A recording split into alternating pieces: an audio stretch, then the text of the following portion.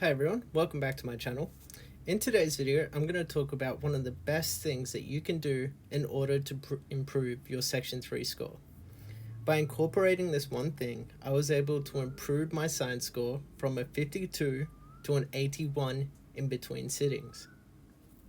So you've probably heard it time and time again, but one of the best things that you can do in order to improve your Gamsat Section 3 score is simply do practice questions. Now, I think there's a couple of ways that doing this can improve your score, and some of them aren't immediately clear. Something that I did before my last sitting of the Gamsat was I was doing practice questions, maybe about 20 a day, every single day for 5 months straight. And this allowed me to become more familiar and more comfortable with these Gamsat style questions. I think one of the main issues with Gamsat is that it's unlike any other exam anyone's ever sat before. You know, in our university exams, they're more catered towards those that can rote learn a bunch of content and regurgitate it for the day.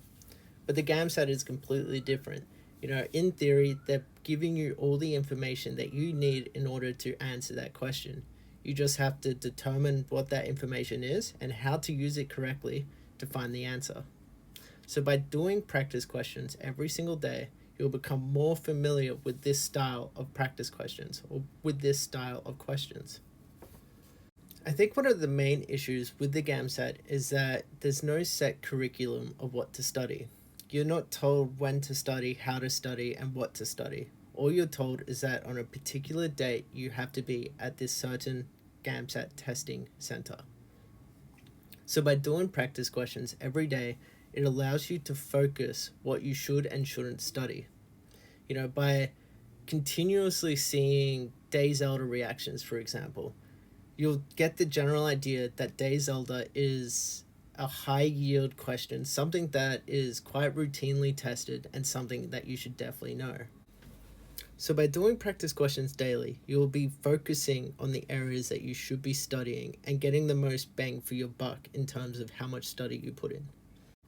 Now, I think the last one is the most important aspect of doing daily practice questions. By doing questions and potentially by getting some wrong, you'll be able to improve your ability to recognize what you don't know. You'll be able to easily find gaps in your knowledge, and because you'll be studying, you'll understand what you need to learn or what you need to understand in order to get that question right next time. So just as an example, something that I was getting wrong quite often was acid-base indicator questions. And I wasn't immediately sure why I was getting them wrong, and I wasn't sure what I needed to learn in order to get that question right next time.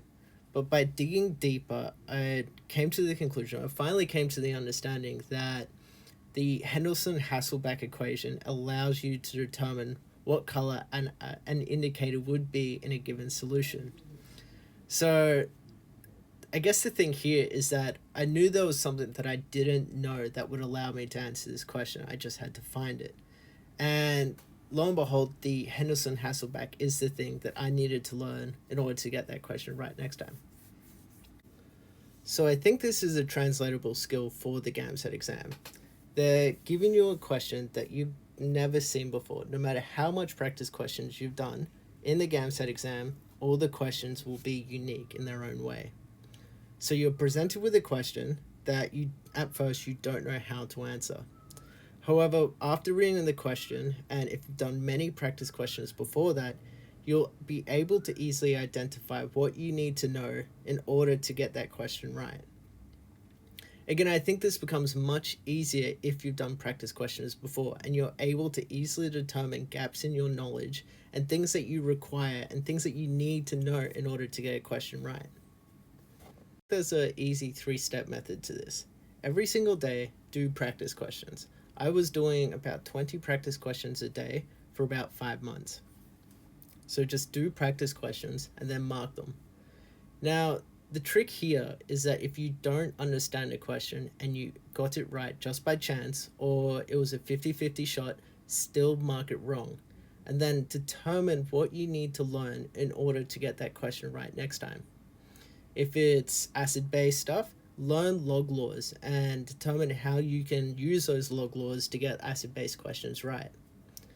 After you've done this, write it in a book. I'll put something up on the screen here, but I had numerous books dedicated to organic chemistry questions, general chemistry questions, and physics about stuff that I didn't know and everything I needed to learn in order to get those questions right next time.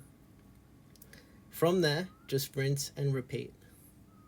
The two best sources of practice questions for the Gamsat, in my opinion, are the ASA question test, or the practice questions and the tests, as well as the 2014 edition of the Des O'Neill MCQ questions. Collectively, this will be over, I think it's 1,500 questions in total.